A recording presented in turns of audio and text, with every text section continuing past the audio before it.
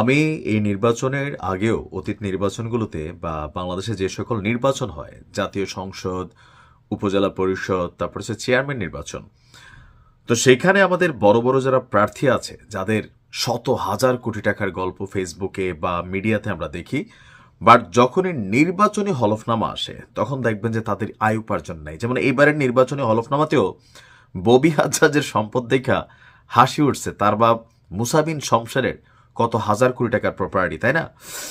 তো বাকিরা যেটা করেন, স্ত্রীদের নামে দেখান, শাশুড়ির নামে দেখান, শ্বশুরের নামে দেখান, আবার সম্পদ করার সময়ও কৌশলে করেন।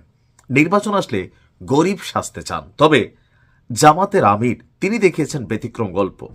তো এই নির্বাচনে যারা নির্বাচনী হলফনামা দিয়েছেন, সম্পদের পরিমাণ দেখিয়েছেন, তা আমার কাছে মনে হয়েছে যে অতীতে এভাবে সম্পদ কেউ দেখায় নাই। জামাত আমিরের যে এত সম্পদ, আপনার চোখ কপালে উঠে যাবে।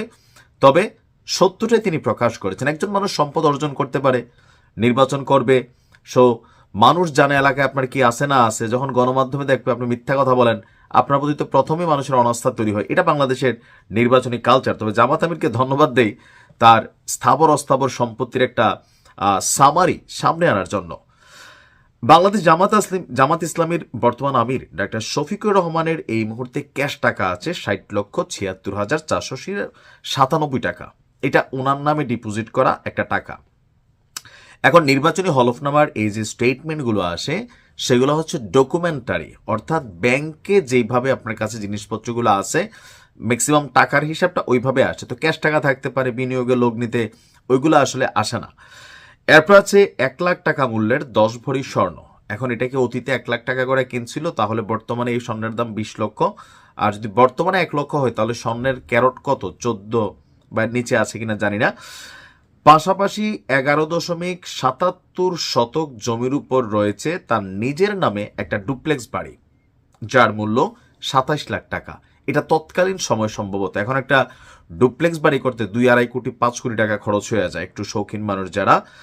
আর 11.77 শতক যারা কুমিল্লার বা আশেপাশের মানুষ আছেন, যারা গন্ডাতে বোঝেন, 5.5 ঘন্টা বা 5.6 ঘন্টা জায়গা।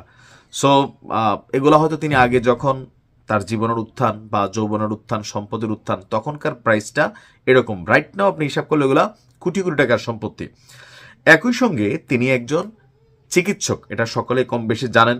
তার যে সম্পদ আছে বর্তমানে আনুমানিক মূল্য 1,02,73,640 টাকা। এটা যখন তিনি সম্পদ গড়ছেন, বাট রাইট নাও হিসাব করলে এগুলা অনেক টাকার মাল। নির্বাচনী হলফনামায় তিনি এই সকল তথ্য উল্লেখ করেছেন। আর অন্যান্যরা এখানে বিভিন্ন জন বিভিন্নভাবে দিয়েছেন। এছাড়া এখন ম্যাক্সিমাম আমরা বাংলাদেশে যেটা হয়, বেশিরভাগ নেতা হয় ঋণ খেলাপি। আপনি দেখবেন নামে বেনামে রাজনৈতিক দলগুলো ক্ষমতায় আসার পর পাতি নেতা, বিচি নেতা, এমপি, মন্ত্রী যে যেমনে পারে ব্যাংকগুলারে খুইলা খাইয়া ফেলে। তো ওনার সম্পর্কে ব্যাংকের আপডেট কি? নির্বাচনী হলফনামায় তিনি উল্লেখ করেন তিনি কোনো ব্যাংক বা আর্থিক প্রতিষ্ঠান থেকে ঋণ গ্রহণ করেন নাই। তার নামে 2 একর 17 শতক কৃষি জমি আছে, যার বর্তমান মূল্য 17,71,000 টাকা। বর্তমানে তার কাছে 47,25,834 টাকার সম্পদ আছে। এমনকি বন্ড, ঋণপত্র, স্টক এক্সচেঞ্জ, তালিকাভুক্ত ও তালিকাভুক্ত নয় এমন কোম্পানির শেয়ারও আছে ওনার। আর নিজের কাছে 2 লাখ টাকার ইলেকট্রিক পণ্য আছে। এছাড়া 4.5 লাখ টাকার মূল্যের যানবাহন সহ 2,40,000 টাকার আসবাবপত্র রয়েছে।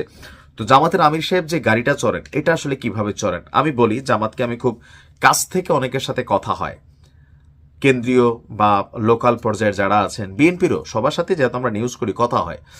জামাতের রাজনৈতিক পলিসিটা ভিন্ন। জামাত তাদের রাজনৈতিক ফান্ডটা আলাদা ইউজ করে। জামাতের প্রত্যেকটা এমপি কোন গাড়িটা চড়বে না চড়বে, সেটা তাদের যে রাজনৈতিক ফান্ড সেখান থেকে আসে।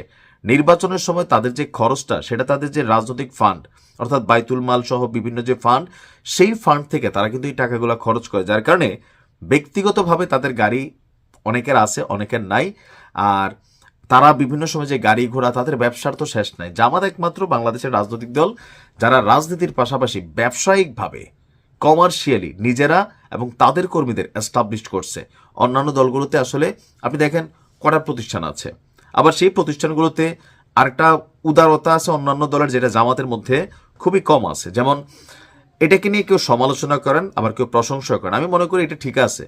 আওয়ামী লীগ 100টা প্রতিষ্ঠান করবে, সেখানে শুধু ছাত্রলীগ যুবলীগ আওয়ামী লীগকে চাকরি দেন, তাদের পরিবার দেন। যেমনটা জামাত, ইসলামিক ব্যাংক সহ বিভিন্ন জায়গায় তাদের অনুসারী, তাদের কর্মী পরিবার, তাদেরকে মাত্র কিন্তু বেশিরভাগ চাকরি দেয়, 2-4টা হয়তো আইও আসে রাখে।